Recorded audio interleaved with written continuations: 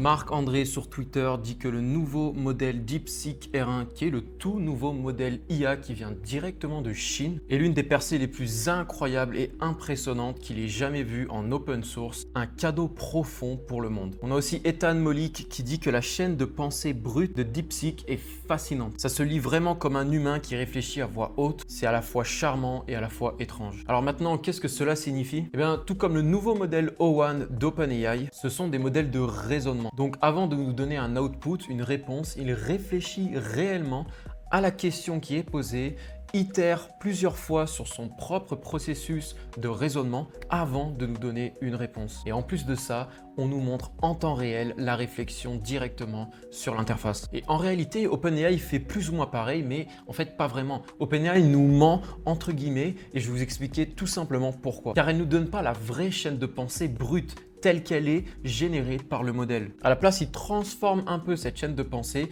en un résumé que vous avez accessible du coup à l'écran sur l'interface d'OpenAI si vous utilisez O1 ou O3. Et pourquoi est-ce qu'ils modifient et transforment cette chaîne de pensée? C'est simplement car ils ont peur que d'autres entreprises viennent, s'inspirent de ce processus de pensée et essaient de construire les mêmes modèles qu'OpenAI. En fait, ils ont peur de se faire voler le monopole qu'ils ont actuellement sur le marché de l'IA, mais grâce à DeepSeek, plus vraiment. Et pour DeepSeek qui est 100% open source, ça n'a aucune importance, donc il nous envoie simplement la chaîne de pensée telle qu'elle, et ça c'est un gros avantage. Et laissez-moi vous dire, regardez simplement ça. On est sur l'App Store, on est sur la version US, mais à mon avis en Europe ça va bientôt ressembler à la même chose, j'ai pas encore vérifié. En tout cas, si on va dans les meilleures applications gratuites dans le monde, on a DeepSeek en tout premier. En numéro 2, on a toujours ChatGPT. Ça veut dire que les gens maintenant en moyenne vont préférer faire leurs recherches sur DeepSeek plutôt que sur OpenAI, donc en Chine plutôt qu'aux US. Donc toutes les données récoltées qui étaient actuellement la mine d'or d'OpenAI, la face cachée du business model d'OpenAI, va être redirigée tout doucement vers DeepSeek qui est une entreprise chinoise. Les impacts sont juste énormes, vous comprenez bien. Mais ce qui est plus fou là-dedans, c'est que dans DeepSeek, il n'y a aucune fonctionnalité payante. C'est gratuit de A à Z. Tout le contraire d'OpenAI et ça c'est vraiment impressionnant. Donc voilà, là on se rend sur DeepSeek simplement et vraiment ce qu'on peut faire avec DeepSeek c'est honnêtement la même chose qu'on peut faire avec Perplexity. Les résultats sont carrément identiques. Ça fait un moment que j'ai basculé d'OpenAI ChatGPT en fait sur Perplexity personnellement et là je me pose vraiment la question de si je vais pas complètement basculer sur DeepSeek car honnêtement les résultats sont déjà quasiment à la hauteur. En plus de ça, c'est 100% gratuit. Pourquoi est-ce qu'on irait s'embêter chez OpenAI ou Perplexity? Donc là, on va demander en direct à DeepSeek de me sortir les dernières actualités concernant la sortie de DeepSeek, mais surtout les réactions d'OpenAI. Je ne crois pas qu'il y ait de réactions officielles, mais on va un peu regarder ce qui nous sort. Donc voilà, on voit qu'il cherche le web, on voit qu'on a déjà plus de 50 résultats et on peut scroller les résultats. Donc pour le coup, là, il n'y a pas uniquement des résultats qui viennent de l'Ouest, on a des résultats qui viennent de partout et vous voyez beaucoup de résultats en chinois et c'est normal car DeepSeek s'entraîne et prend ses sources sur l'entièreté du web. Il n'y a pas de limite. Mais comme vous le voyez, on peut voir la chaîne de raisonnement directement de ce modèle. On voit en direct comment il raisonne, où est-ce qu'il va chercher ses données, qu'est-ce qu'il fait avec ses données et comment il les traite avant de nous sortir une réponse. Et à la fin, on a cette réponse très claire. Au 27 janvier, OpenAI n'a fait aucune déclaration publique officiellement concernant directement DeepSeek R1. Donc il y a eu quelques réactions, mais aucune déclaration officielle. Je crois que Sam Altman a tweeté quelque chose du genre, c'est vraiment impressionnant. Et c'est vrai que Sam Altman, le principal influenceur autour de l'IA récemment et surtout le patron d'OpenAI, si vous ne le savez pas, n'a rien dit à ce sujet. Il fait que teaser son fameux modèle O3 qui apparemment est révolutionnaire. J'en avais parlé sur une vidéo, mais les gens actuellement maintenant s'en fichent complètement. Avec la sortie de DeepSeek, tout a changé. Et les gens passent à DeepSeek car c'est significativement moins cher et je m'apprête peut-être à faire exactement la même chose. Petit rappel, pour pouvoir avoir accès à O1 et à une preview d'O3 sur ChatGPT, on doit payer 200 € par mois pour accéder à DeepSeek, qui est quasiment au même niveau, au niveau des benchmarks et honnêtement en fonction des use cases que vous en faites, c'est la même chose, voire mieux dans certains cas, c'est gratuit. On passe de 200 € pour une entreprise américaine à gratuit pour une entreprise chinoise. Qu'est-ce que vous pensez que les gens vont faire? En tout cas, laissez-moi savoir en commentaire quelles sont vos intentions. En tout cas, moi, je considère ça très très sérieusement. En plus de ça, avec ChatGPT O1, on a le droit à quelques requêtes seulement. Donc voilà, vous imaginez bien la différence. Au niveau de l'API, pareil, de l'utilisation, donc pour créer des applications à partir du modèle, on est 30 fois moins cher du côté de DeepSeek R1. Une autre chose qui est fascinante comparée à ce modèle DeepSeek R1, c'est qu'il a accès à une toute autre dimension au niveau des sources. Laissez-moi vous expliquer. On a un petit tweet qui est très intéressant. Donc ce tweet vient directement du fondateur de Midjourney et en gros je vous traduis ça. Dans mes tests, DeepSeek écrase les modèles occidentaux sur la philosophie et la littérature chinoise ancienne. Alors oui, effectivement, c'est logique, on va revenir juste après. Il continue en disant, c'est comme communiquer avec une connaissance littéraire historique et philosophique à travers les générations à laquelle je n'avais jamais eu accès auparavant. Et comme je vous l'ai dit, ça a du sens aussi, car voilà, tous les data centers, les laboratoires occidentaux comme OpenAI, Google, Anthropic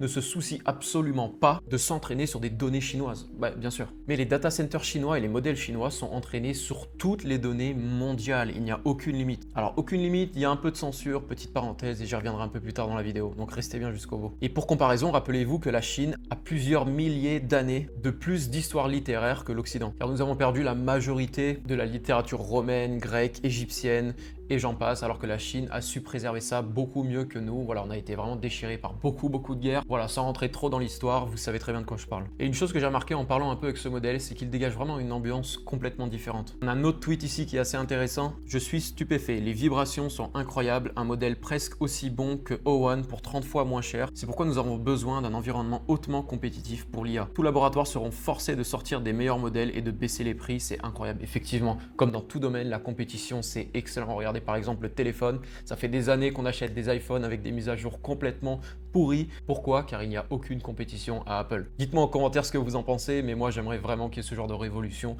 partout ailleurs. Et bref, tout ça c'est incroyablement ironique à une époque où OpenAI est la société d'IA à but non lucratif qui était censée être open source, OpenAI, qui est au final la société à pour profit la plus fermée du monde. On n'a pas du tout accès à leur modèle. Et c'est vraiment bien souligné par ce tweet que vous avez devant vous. Nous vivons dans une chronologie où une entreprise non américaine maintient en vie la mission originale d'OpenAI. C'est vrai que c'est vraiment ironique et ça a dû mettre une sacrée claque à OpenAI. Donc DeepSeek R1 n'est pas seulement open source avec une foule de modèles. Ils ont d'ailleurs très récemment parler d'un modèle de génération d'images qui surpasse entièrement DeepL, on va revenir un peu plus tard, mais il révèle aussi tous les secrets d'entraînement de ces modèles. Ils ont publié un article et je ne vais pas prétendre tout comprendre dans cet article. Moi je l'admets, j'ai compris les bases de l'IA, la base théorique, mais j'aime utiliser l'intelligence artificielle pour créer des applications et des solutions pour mes clients ou pour moi-même, mais je ne suis pas rentré dans les fondamentaux et je ne suis pas rentré profond dans la technique à l'IA. Moi j'aime bien construire grâce à cette technologie, donc comprenez-moi bien, je pose ça là et on continue. Et voilà ce qu'on entend par rapport à cet article, c'est qu'apparemment c'est l'un des meilleurs articles techniques qui a été rédigé sur le sujet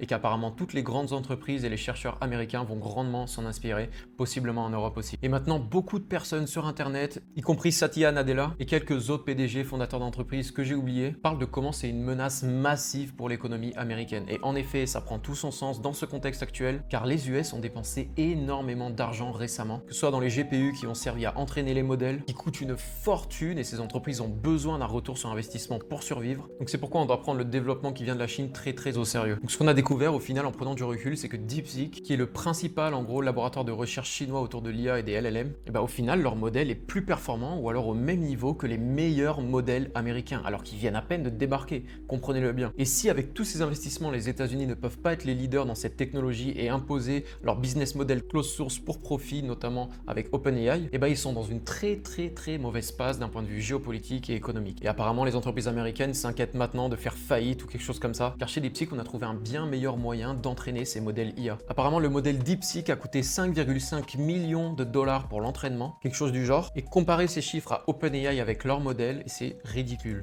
Donc si on cherche rapidement sur le web, on n'a que des estimations, car je crois bien qu'ils ne publient pas publiquement, ok ça marche, leurs chiffres pour entraîner leur modèle, mais on parle de plus d'une centaine de millions de dollars dépensés, voire si ce n'est pas plus pour par exemple GPT-4. Et donc si ces modèles coûtent des centaines de millions de dollars, on peut bien imaginer ce que O1, O3 vont coûter à OpenAI et ont déjà coûté à OpenAI pour leur développement. C'est juste pas possible. Et donc ça, c'est une tragédie pour OpenAI, car comprenez-le bien, OpenAI a besoin d'être rentable sur ses modèles. Les modèles d'OpenAI sont l'unique source de revenus d'OpenAI. Si on compare par exemple avec Google, Google n'a pas en soi besoin d'avoir des résultats financiers par rapport à la sortie de ses modèles et l'entraînement de ses modèles. Il n'a pas besoin de retour sur investissement pour survivre.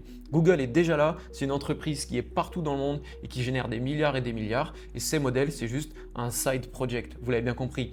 Meta, c'est pareil, donc anciennement Facebook, même chose. Mais par contre, OpenAI, sa seule source de revenus, c'est bien le développement et la vente des services qui viennent de leur modèle IA. Et là, d'un coup, DeepSeek arrive entièrement open source et vient lâcher cette bombe sur OpenAI qui basait leur unique source de revenus sur ces modèles qui maintenant a un équivalent gratuit.